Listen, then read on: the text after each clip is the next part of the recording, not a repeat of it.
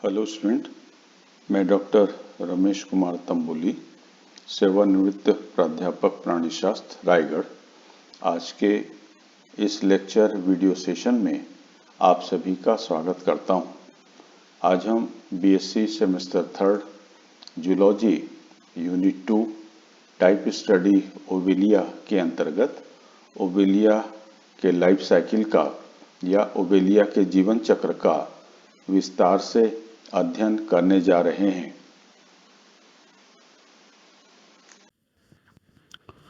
ओवेलिया की life cycle को अध्ययन करने के लिए हमने विषय वस्तु को इन बिंदुओं पर केंद्रित किया है। पहला, एसेक्सुअल रिप्रोडक्शन इन ओवेलिया। दूसरा, सेक्सुअल रिप्रोडक्शन इन ओवेलिया। और सेक्सुअल रिप्रोडक्शन की विभिन्न अवस्थाओं को भी हम अध्ययन करेंगे, जिनमें सम्मिलित हैं development of medusa, development of gonads, release of gametes, fertilisation and zygote formation और पोस्ट जाइगोटिक डेवलपमेंट। और अंत में हम ओवेलिया के जीवन चक्र में अल्टरनेशन ऑफ जनरेशन और मेटाजेनेसिस का भी अध्ययन और अवलोकन करेंगे। रिप्रोडक्शन जीवों को अपना अस्तित्व बनाए रखने के लिए अपने ही जैसे जीवों या संतति को उत्पन्न करना आवश्यक होता है। अपनी संतति उत्पन्न करने की यह विधि रिप्रोडक्शन कहलाती है। इससे जीवों की संख्या में वृद्धि होती है। रिप्रोडक्शन दो तरह का होता है, एसेक्सुअल रिप्रोडक्शन और सेक्सुअल रिप्रोडक्शन। एसेक्सुअल रिप्रोडक्शन में नए जीव या नई संतति को उत्पन्न करने के लिए गैमीट्स की आवश्यकता नहीं होती, जबकि सेक्सुअल रिप्रोडक्शन में नई संतति उत्पन्न करने के लिए मेल और फीमेल गैमीट की आवश्यकता होती है। आइए ओवेलिया में हम एसेक्सुअल रिप्रोडक्शन का अध्ययन करते हैं। ओवेलिया में एसेक्सुअल रिप्रोडक्शन वास्तविक रूप से वो वेजिटेटिव रिप्रोडक्शन या ग्रोथ के रूप में होता है। हम जानते हैं कि ओवेलिया एक कॉलोनियल फॉर्म एनिमल है। कॉलोनी में अपनी संख्या को निरंतर बढ़ाने के लिए इनके हाइड्रोराइजा में लगातार अपने आधार के साथ चिपके रहकर ही अपनी शाखाओं का विस्तार होते रहता है। और इस विस्तार के कारण से हाइड्रोराइजा पर नित नए नए हाइड्रोकॉलस भी विकसित होते रहते हैं। और ये हाइड्रोकॉलस जब वर्टिकल रूप से विकसित हो जाते हैं, तब इनके शीर्ष पर पॉलिप और इनकी लेटरल शाखाओं के एक्सिस पर ब्लास्टोस्टाइल्स का विकास होते रहता है। इस तरह कॉलोनी का निरंतर विस्तार होते रहता है। कॉलोनी के विस्तार की इस प्रक्रिया में गैमीट्स की कोई भागीदारी या इन्वॉल्वमेंट नहीं होता है। अतः ओवेलिया अलैंगिक रूप से या एसेक्सुअली अपनी कॉलोनी का विस्तार करते रहता है। इस चित्र में हम देख रहे हैं कि ओवेलिया कॉलोनी का ये हॉरिजॉन्टल स्ट्रक्चर हाइड्रोराइजा कहलाता है। और ये हाइड्रोराइजा आधार पर चिपके हुए रहते हुए उनके समानांतर अपनी लंबाई में वृद्धि करते रहता है। और जैसे जैसे हाइड्रोराइजा में विस्तार होते रहता है, इनसे वर्टिकल ब्रांचेस, जिसको हम हाइड्रोकॉलस कहते हैं, ये भी विकसित होते रहती हैं। और जब हाइड्रोकॉलस पर्याप्त लंबाई पर वृद्धि कर लेती हैं, इनमें अल्टरनेट लेटरल ब्रांचेस निकल जाती हैं। उसके पश्चात इनके सिरों पर जुवाइड्स का विकास होता है। चूंकि शीर्ष पर ये जो जुवाइड होते हैं, ये न्यूट्रिटिव जुवाइड्स होते हैं, ये पॉलिप कहलाते हैं। और उसी तरह ब्रांच और मेन ब्रांच के बीच में इनके एक्सिस पर जो जुवाइड डेवलप होते हैं, इन जुवाइड्स को ब्लास्टोस्टाइल कहा जाता है। तो हाइड्रोराइजा के निरंतर एसेक्सुअली ग्रोथ करने के कारण से कॉलोनी का विस्तार मिलता है और इनकी संख्या में वृद्धि होती है। इस तरह के रिप्रोडक्शन को एसेक्सुअल रिप्रोडक्शन कहा जाता है। दूसरे तरह का रिप्रोडक्शन यह सेक्सुअल रिप्रोडक्शन कहलाता है, और सेक्सुअल रिप्रोडक्शन के साथ ही साथ हम ओबेलिया की लाइफ साइकिल का भी विस्तार से अध्ययन करेंगे। सेक्सुअल रिप्रोडक्शन में कुछ प्रमुख स्टेप्स इस तरह से हैं। पहला, डेवलपमेंट ऑफ मेड्यूसा, अर्थात मेड्यूसा का विकास। हम जानते हैं कि जो ब्लास्टोस्टाइल हैं ये एक्सिलरी बड के रूप में कॉलोनी में डेवलप होती हैं, और ब्लास्टोस्टाइल से अलैंगिक रूप से या एसेक्सुअल डेवलपमेंट या बडिंग के द्वारा मेड्यूसा का विकास होता है। ये मेड्यूसा ब्लास्टोस्टाइल की बाहरी सतह पर एपिडर्मिस और डर्मिस, जिसको हम गैस्ट्रोडर्मिस या एंडोडर्मिस कहते हैं, उससे युक्त एक उभार बनना शुरू होता है। धीरे धीरे यह उभार आकार में वृद्धि करने लगता है। तो आरंभिक तौर पर जब ब्लास्टोस्टाइल की बाहरी सतह पर बड के रूप में उभार बनती है, उस उभार को प्रोट्यूबरेंस कहा जाता है। यह प्रोट्यूबरेंस वृद्धि करके अपने आकार को विस्तार देता है, यह बड़ी हो जाती है तथा इस अवस्था में इसे वेसिकल कहा जाता है। वेसिकल के भीतर सिलेंट्रॉन उपस्थित होता है। वेसिकल की एपिडर्मिस दो परतों में स्प्लिट हो जाती है, बट जाती है, तथा इन दोनों परतों के बीच में सब अम्ब्रेलर कैविटी भी विकसित हो जाती है और इसमें बेल रूडिमेंट भी विकसित हो जाता है।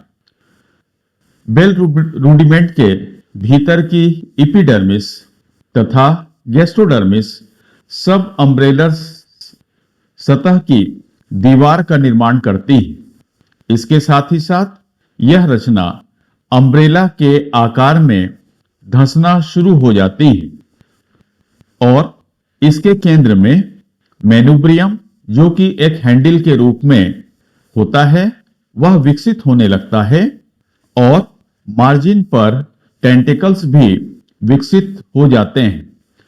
तदुपरांत इसके एक्स अम्ब्रेलर सतह की दीवार का संबंध ब्लास्टोस्टाइल से धीरे धीरे टूटने लगता है।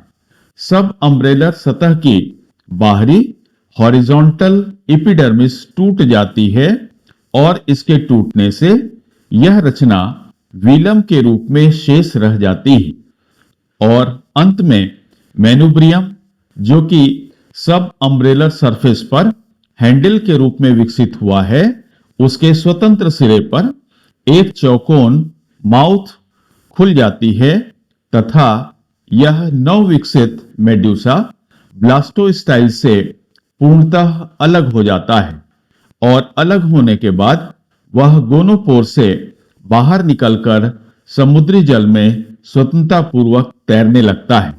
इस चित्र में हम देख सकते हैं कि जब ब्लास्टोस्टाइल की बाहरी सतह पर एक छोटा सा बड विकसित हो रहा है, जिसमें बाहर की सतह और भीतर की सतह अर्थात एक्टोडर्म या एपिडर्मिस और गैस्ट्रोडर्मिस मौजूद होती हैं, यह रचना प्रोट्यूबरेंस कहलाती है। जब इसका आकार और ज्यादा बढ़ जाता है, इस बदली हुई रचना को वेसिकल कहा जाता है। इस वेसिकल में जो एपिडर्मिस है, वह एपिडर्मिस स्प्लिट हो जाती है, दो लेयर में बढ़ जाती है और दोनों लेयर के बीच में एक खाली जगह या कैविटी निर्मित हो जाती है और इस कैविटी को सब अम्ब्रेलर कैविटी कहा जाता है।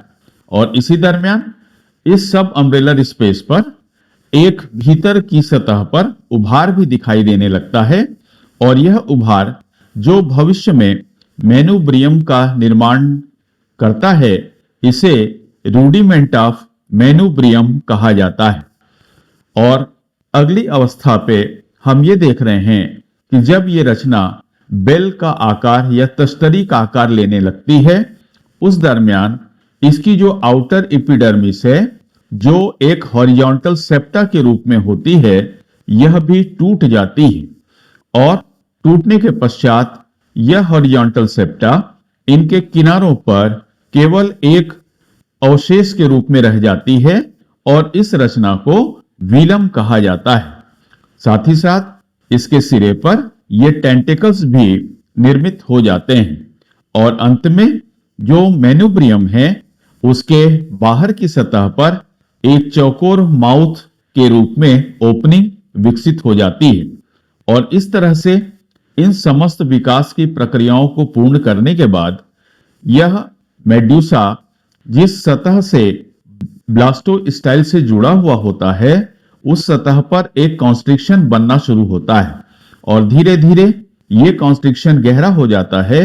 परिणाम स्वरूप यह नवनिर्मित मेड्यूसा ब्लास्टोस्टाइल से पूरी तरह से पृथक हो जाता है और पृथक होने के बाद वह सीधे सीधे इस ब्लास्टोस्टाइल के ऊपर की सतह पर जो गोनोपोर होता है, उस छिद्र से होकर के शरीर से बाहर निकल जाता है और समुद्र में स्वतंत्रता पूर्वक तैरने लगता है।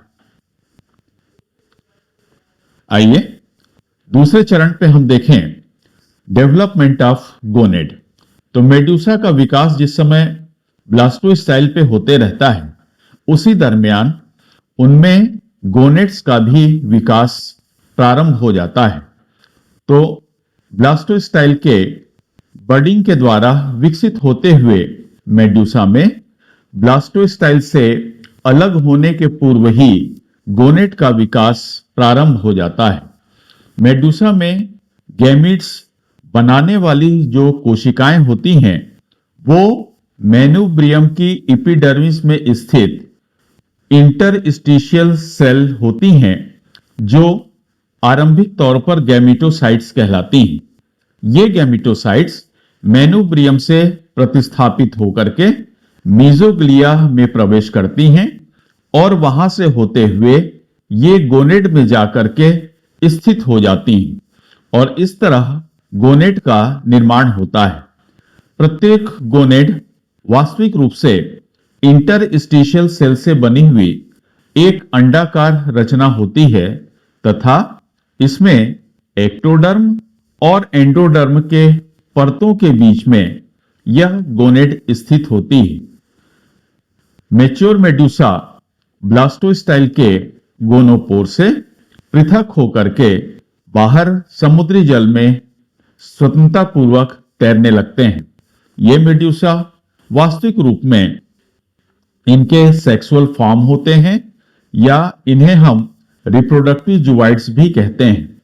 मेड्यूसा ओबेलिया में यूनिसेक्सुअल होते हैं, अर्थात मेल और फीमेल मेड्यूसा अलग अलग होते हैं, लेकिन इनमें सेक्सुअल डायमॉर्फिज्म की प्रक्रिया नहीं पाई जाती है, अर्थात बाहर से देख करके मेल और फीमेल मेड्यूसा को पृथक पृथक नहीं पहचाना जा सकता है। मेल मेड्यूसा में 4 टेस्टिस तथा फीमेल मेड्यूसा में 4 ओवरी पाई जाती हैं।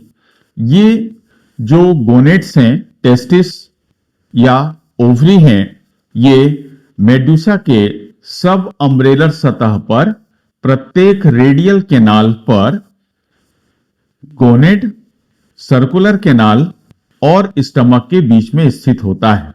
जैसे हम मान लें ये इनका सर्कुलर केनाल है और इस सर्कुलर केनाल से ये रेडियल केनाल निकल रही है और ये रेडियल केनाल स्टमक से संबंधित होती है और ये स्टमक गलेट के द्वारा माउथ से संबंधित होता है। तो इस रेडियल केनाल में इस सर्कुलर केनाल और स्टमक के बीचों बीच सब अम्ब्रेलर सतह पर गोनेड स्थित होती है। यहां पर चूंकि रेडियल केनाल की संख्या 4 होती है और इसलिए प्रत्येक रेडियल कैनाल पर एक एक गोनेड उपस्थित होता है। यह गोनेड मेल में टेस्टिस के रूप में और फीमेल में ओवरी के रूप में होती है। गोनेड्स में गैमेटोजेनेसिस की प्रक्रिया होती है और इस गैमेटोजेनेसिस की प्रक्रिया के द्वारा मेल मेड्यूसा में मेल गैमीट या स्पर्म का निर्माण होता है और फीमेल मेड्यूसा में फीमेल गैमीट या ओवा का निर्माण होता है। इस तरह मैच्योर होने के बाद ये मेड्यूसा ब्लास्टोस्टाइल से गोनोपोर के द्वारा बाहर निकलकर समुद्र में स्वतंत्रता पूर्वक तैरते हैं। सेक्सुअल रिप्रोडक्शन में जिन बिंदुओं का हम अध्ययन कर रहे हैं उनमें से पहला हमने देखा डेवलपमेंट ऑफ मेड्यूसा, दूसरा डेवलपमेंट ऑफ गोनेड, तीसरा हम देखेंगे रिलीज ऑफ गैमीट्स। गोनेड जब पूरी तरह से परिपक्व हो जाते हैं उनमें गैमेटोजेनेसिस की प्रक्रिया होती है। तदुपरांत मेल मेड्यूसा में टेस्टिस से मेल गैमीट या स्पर्म का निर्माण होता है और इसी तरह फीमेल मेड्यूसा के ओवरी में फीमेल गैमीट या ओवा का निर्माण होता है और ये गैमीट्स जब परिपक्व हो जाते हैं तो टेस्टिस की जो बाहरी दीवार होती है वो फट जाती है और फटने से मेल गैमीट पानी में स्वतंत्र हो जाते हैं और वो तैरते हुए फीमेल गैमीट की तलाश करते हैं।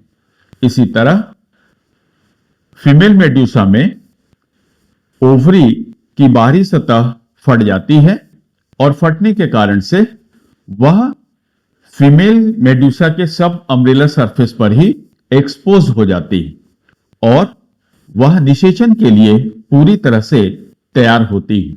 और जब कोई मेल गैमीट पानी में तैरते हुए इस फीमेल गैमीट के संपर्क में आता है तब वह उसके साथ मिलकर के उसे फर्टिलाइज कर देता है। यहां पर हम ओबेलिया के जीवन चक्र की अवस्थाओं को देख रहे हैं। ये मेल मेड्यूसा तथा ये फीमेल मेड्यूसा है। इन मेड्यूसा के माध्यम से फीमेल गैमीट या ओवा रिलीज करती है और मेल गैमीट को रिलीज करता है। दोनों परस्पर फ्यूज होकर के फर्टिलाइज करने के उपरांत जाइगोट का निर्माण करते हैं और इस जाइगोट में पोस्ट जाइगोटिक डेवलपमेंट होता है और इसके परिणाम स्वरूप एक लार्वा का निर्माण होता है और इस लार्वा को प्लेनुला लार्वा कहा जाता है। इस प्लेनुला लार्वा से हाइड्रोला स्टेज का निर्माण होता है। तदुपरांत हाइड्रोला स्टेज ओबेलिया में विकसित हो जाती है। आइए क्रमिक रूप से हम गैमीट रिलीज और फर्टिलाइजेशन के बारे में अध्ययन करते हैं। ये ओबेलिया के जीवन चक्र को चित्र के माध्यम से दर्शाया गया है।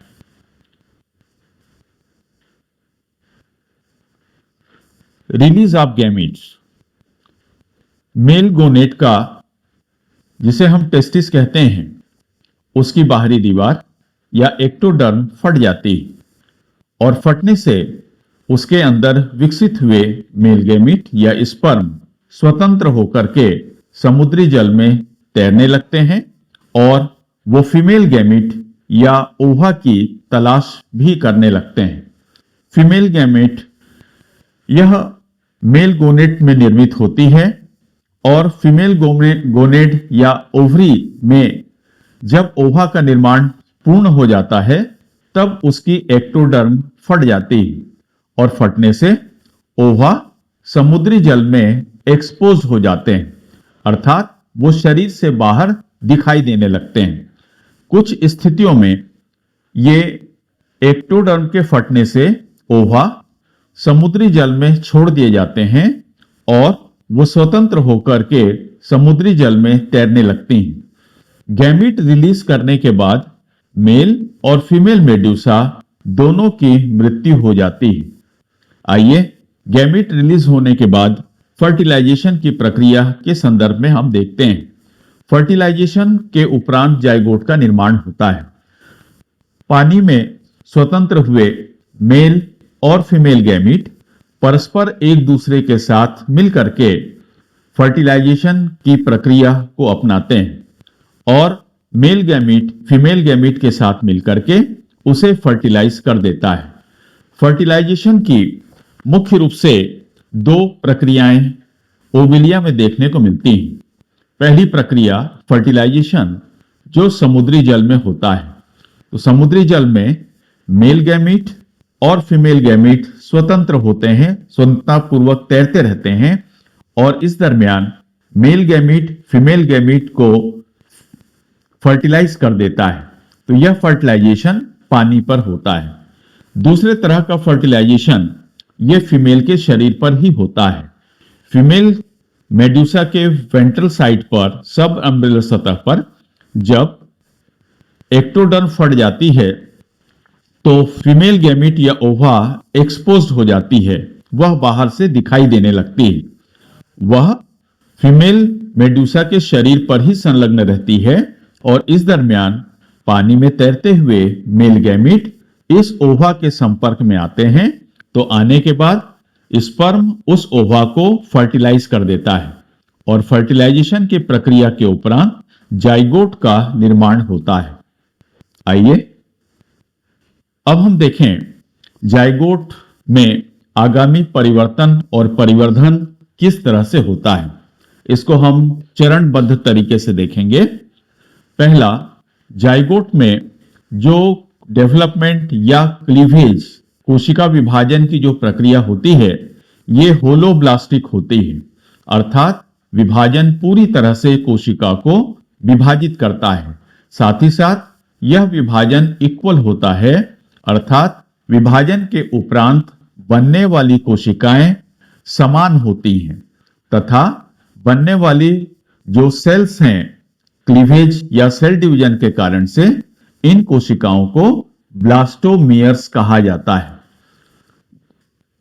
जाइगोट में जो क्लीवेज है यह क्लीवेज जब आरंभ होता है तो पहले जाइगोट सेल चूंकि एक कोशिका होती है, इसमें होलोब्लास्टिक और इक्वल डिवीजन के कारण से दो कोशिकाओं का तथा क्रमशः 4, 8, 16 और 32 के क्रम में कोशिकाओं का निरंतर निर्माण होते चला जाता है और अंत में जब विभाजन की प्रक्रिया या क्लीवेज की प्रक्रिया पूर्ण होती है तो उस दरमियान एक ठोस कोशिकाओं की बॉल जैसी संरचना बन जाती है और इस रचना को मारुला कहा जाता है। मारुला के पश्चात ब्लास्टुला अवस्था आती है। ब्लास्टुला अवस्था में क्या होता है यह हम देखें। मारुला स्टेज की कोशिकाएं मध्य में, चूंकि मारुला सॉलिड बॉल के रूप में होती है और जब ब्लास्टुला अवस्था आती है तो उस दरमियान मारुला अवस्था में जो कोशिकाएं मध्य में स्थित होती हैं वो उनके बाहर की ओर या परिधि की ओर माइग्रेट कर जाती हैं और परिधि पर जाकर के ये व्यवस्थित हो जाती हैं और इसके परिणाम स्वरूप एक कोशिकीय स्तर वाली रचना का निर्माण होता है। इसे ब्लास्टुला कहा जाता है और इस ब्लास्टुला के भीतर की ओर जो कैविटी निर्मित होती है उस कैविटी को ब्लास्टोसील कहा जाता है तथा इस स्टेज में जो कोशिकाएं बनती हैं उन सभी कोशिकाओं को ब्लास्टोडर्म कहा जाता है। यहां ध्यान रखेंगे कि ब्लास्टुला स्टेज में जो भ्रूण होता है, एम्ब्रियो होता है, वो सिंगल लेयर्ड होता है। चूंकि इसके केंद्र की कोशिकाएं परिधि की ओर प्रवास कर जाती हैं जिसके कारण से बीच का स्थान खाली हो जाता है, तो इसी खाली स्थान को कहा जाता है ब्लास्टोसील और ब्लास्टोसील की जो उपस्थिति है यह ब्लास्टुला की विशेषता होती है। आइए अगले क्रम में हम देखें कि ब्लास्टुला से स्टीरियोगैस्टुला का निर्माण होता है। निर्माण की यह प्रक्रिया कैसे होती है इसे हम समझते हैं। ब्लास्टुला स्टेज की जो परिधि कोशिकाएं हैं जो बाहर की ओर स्थित होती हैं वो लगातार विभाजित होती हैं और विभाजित होकर के ब्लास्टोसील में एकत्रित होने लगती हैं, जिसके परिणाम स्वरूप यह ब्लास्टोसील पुनः कोशिकाओं से पूरी तरह से भर जाता है और इस अवस्था में इसे स्टीरियोगैस्ट्रुला कहा जाता है और कोशिकाओं के निर्मित होने और टूट करके ब्लास्टोसील में जाने और उसे भर देने की यह प्रक्रिया डीलैमिनेशन कहलाती है।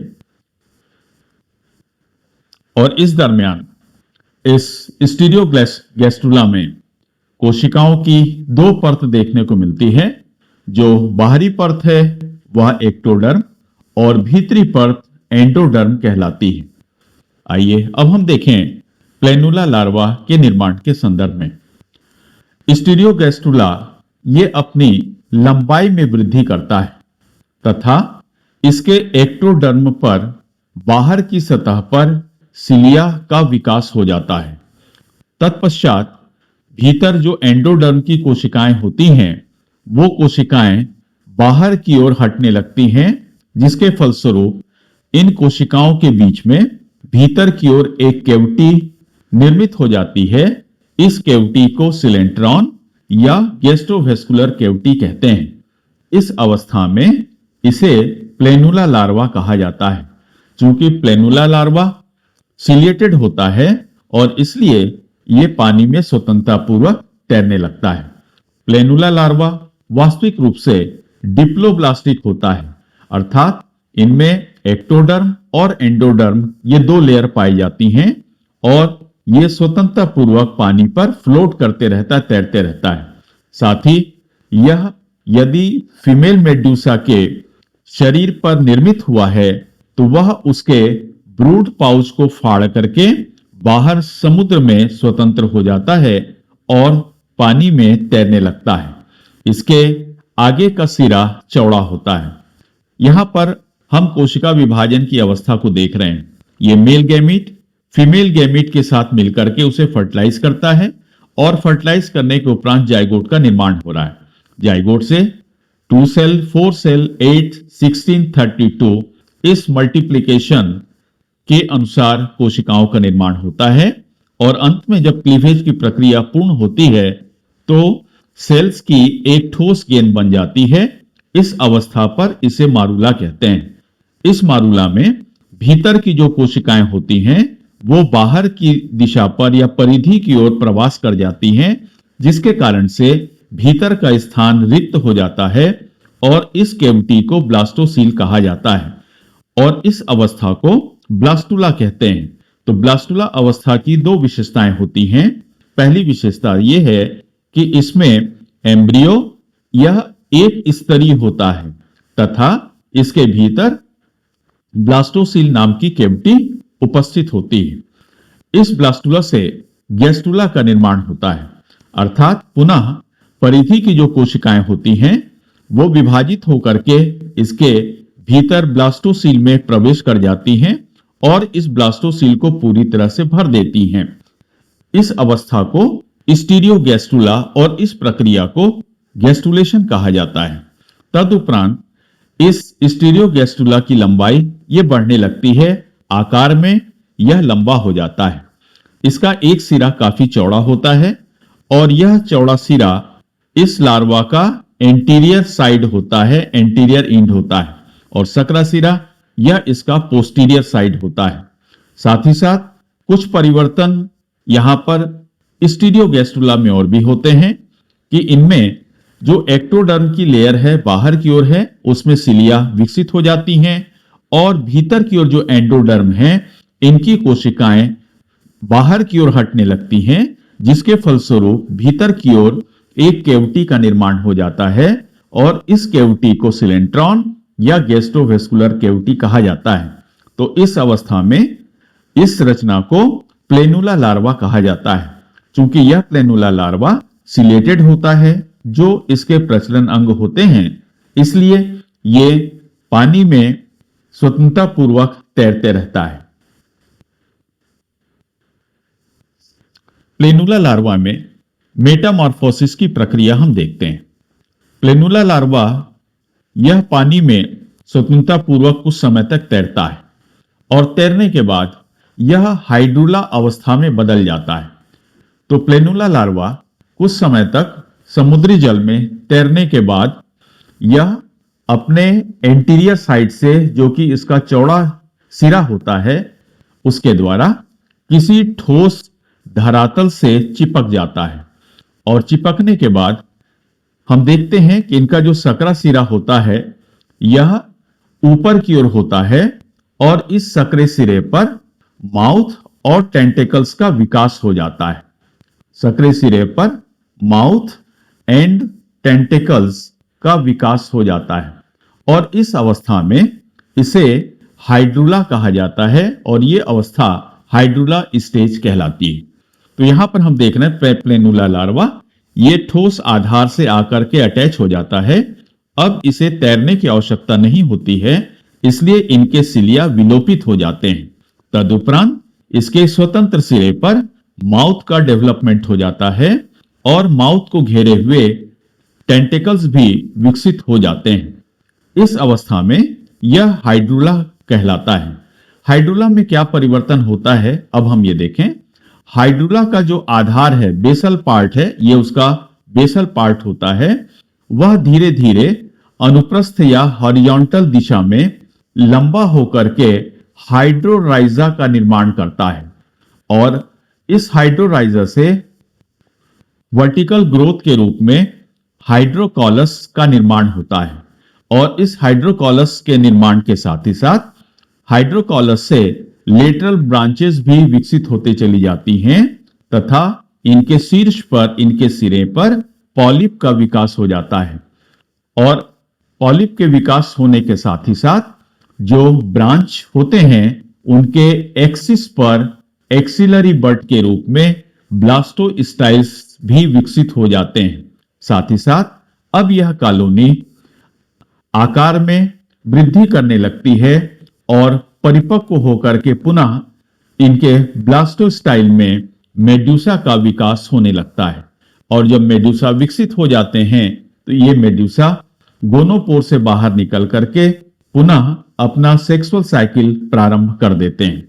तो इस चित्र में हम देख रहे हैं कि हाइड्रूला लार्वा, हाइड्रूला स्टेज, इसका आधार ये अनुप्रस्थ रूप से सबस्ट्रेटम पर फैलने लगता है और फैलने के कारण से ये जो रचना बन रही है ये हाइड्रोराइजा कहलाती है और इस हाइड्रोराइजा से धीरे धीरे कई जगहों पर वर्टिकल ग्रोथ के रूप में हाइड्रोकॉलस का निर्माण होता है और ये हाइड्रोकॉलस धीरे धीरे लंबाई में वृद्धि करने लगते हैं और साथ ही साथ इनके सिरे पर पॉलिप का निर्माण होता है जिनको हम गैस्ट्रोजोआइड या न्यूट्रिटिवजोआइड कहते हैं और इनमें शाखाएं भी एकांतर क्रम में विकसित होने लगती हैं और इन शाखाओं के सिरों पर भी जुआइड्स का विकास हो जाता है।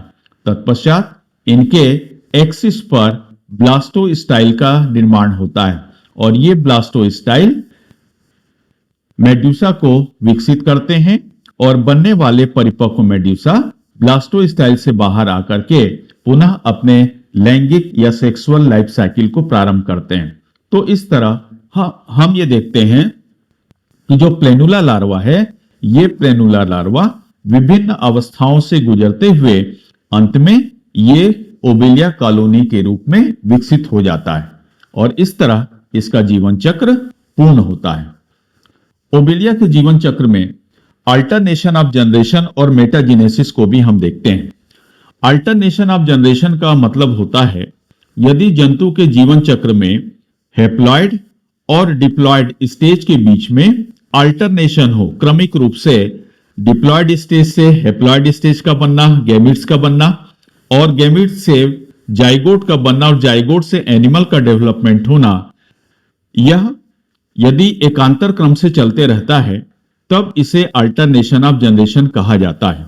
या हम कहें कि alternation between haploid and diploid stage is known as alternation of generation. लेकिन ओबेलिया के जीवन चक्र को यदि हम देखें तो हम ये पाते हैं कि इनमें वास्तविक रूप से अल्टरनेशन ऑफ जनरेशन नहीं होता है, बल्कि इसमें जो अल्टरनेशन होता है वह डिप्लॉइड और डिप्लॉइड स्टेज के बीच में होता है और यदि अल्टरनेशन डिप्लॉयड और डिप्लॉयड स्टेज के मध्य में होता है, तब इस तरह के स्टेज को या इस तरह की प्रक्रिया को मेटाजेनेसिस कहा जाता है। ओबेलिया में पाया जाने वाला अल्टरनेशन ऑफ जनरेशन वास्तविक नहीं होता है, क्योंकि इसके हेप्लॉयड तथा डिप्लॉयड जनरेशन में एकांतरण नहीं होता है। इसके केवल गैमीट ही हेप्लॉयड होते हैं, जबकि सेक्सुअल मेड्यूसा तथा एसेक्सुअल हाइड्रॉयड फॉर्म दोनों ही जिवाइड डिप्लॉयड होते हैं और इस तरह इनमें अल्टरनेशन डिप्लॉयड और डिप्लॉयड के बीच पे हो रहा है। तो इस तरह की घटना को अल्टरनेशन ऑफ जनरेशन न कह करके इसे मेटाजेनेसिस कहा जाता है। ओबेलिया कॉलोनी पे हम देखते हैं कि जुवाइड का निर्माण होता है और ये जुवाइड डिप्लॉयड होते हैं, अर्थात ये 2x होते हैं। पॉलिप और ब्लास्टोस्टाइल ये दोनों भी डिप्लॉयड होते हैं, 2x होते हैं। और ब्लास्टोस्टाइल से जो सेक्सुअल फॉर्म बनता है यह भी डिप्लॉयड या 2x होता है। और इस मेड्यूसा से जो मेल गैमीट और फीमेल गैमीट का निर्माण होता है ये हेप्लॉयड होते हैं और इनके फ्यूजन से पुनः जाइगोट का जो निर्माण होता है वह भी डिप्लॉयड होता है। और इस जाइगोट से जितनी भी अवस्थाएं होती हैं जो विकास के दरमियान बनती हैं, ये सभी की सभी डिप्लॉयड होती हैं और इनकी जो कॉलोनी होती है यह कॉलोनी भी डिप्लॉयड है। तो यहां पर हम देखें कि केवल गैमीट्स को छोड़ दें तो पूरी कॉलोनी में जो अल्टरनेशन हो रहा है वो डिप्लॉयड और डिप्लॉयड अवस्थाओं के बीच में हो रहा है। इनकी कॉलोनी जो कि हाइड्रॉयड फॉर्म पर होती है यह डिप्लॉयड होती है, ये एसेक्सुअल फॉर्म को प्रदर्शित करती है, जबकि इनकी जो मेड्यूसा है यह सेक्सुअल फॉर्म को प्रदर्शित करती है और यह भी डिप्लॉयड होती है। अर्थात हम कह सकते हैं कि पॉलीपॉइड फॉर्म में या हाइड्रॉयड फॉर्म में और मेडुसाइड फॉर्म के बीच में अल्टरनेशन हो रहा है, अर्थात डिप्लॉयड और डिप्लॉयड अवस्थाओं के बीच में ही वास्तविक रूप से अल्टरनेशन हो रहा है। तो इस घटना और इस प्रक्रिया को मेटाजेनेसिस कहा जाता है। क्वेश्चन नंबर, इनसे जो प्रश्न पूछे जाते हैं वो इस तरह से हैं। Right notes on planula larva, post zygotic development in ovelia, explain the metagenesis in ovelia, draw well labeled diagram of life cycle of ovelia, explain the sexual reproduction in ovelia and describe the life cycle of ovelia। ये content हमने जिन source से लिए हैं वो इस तरह से हैं।